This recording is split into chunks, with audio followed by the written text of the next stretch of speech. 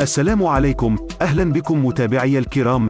في هذا الفيديو سوف نعرض لكم السبب الحقيقي وراء عدم انعقاد المؤتمر الصحفي بقاعة المحاضرات التابعة لملعب ميلود هاتفي بوهران بعد نهاية مباراة الجزائر ومالي.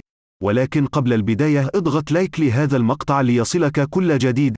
لم يعقد المؤتمر الصحفي سهرة الأربعاء بقاعة المحاضرات التابعة لملعب ميلود هاتفي بوهران بعد نهاية المباراة الودية للمنتخب الوطني وضيفه المالي، وكان يفترض حضور الناخبين الوطنيين الجزائري جمال بالماضي والمالي إيريك سيكوشال إلى هذه المحطة الإعلامية، وتسبب عطب كهربائي بقاعة المحاضرات في إلغاء المؤتمر الصحفي. بقي الآن التساؤل عن رد فعل وزارة الشباب والرياضة بعد هذه الحادثة بملعب رياضي فخم وعصري دشن حديثا وعشية احتضان الجزائر لبطولة إفريقيا للاعبين المحليين، علما أن مسؤولة موفدة من قبل الكاف كانت حاضرة ودونت هذه الحادثة في سجلها.